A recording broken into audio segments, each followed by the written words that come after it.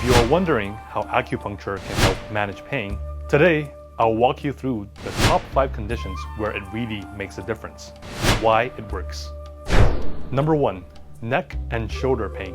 Whether from stress, posture, or muscle tension, acupuncture helps relax tight muscles and improve blood flow. Many patients notice their stiffness ease within just a few sessions, especially when combined with gentle movement or physiotherapy. Number 2. Low back pain. One of the most common reasons people seek acupuncture is low back pain.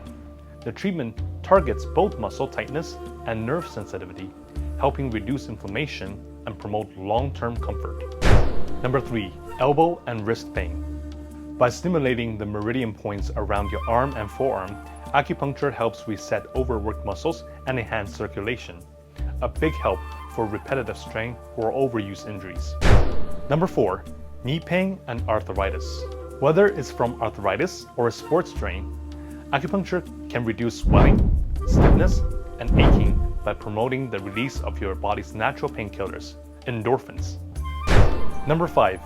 Headaches and migraines. Acupuncture calms the nervous system, relaxes muscle tension around the neck and scalp, and helps to reduce the frequency and intensity of headaches over time. FAQs with Albert. How many sessions do I need? Most people feel improvement after 3 to 5 sessions, but it depends on your condition and overall health. Does acupuncture hurt?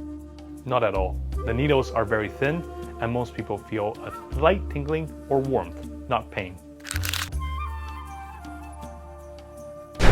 Can acupuncture be combined with physiotherapy? Absolutely.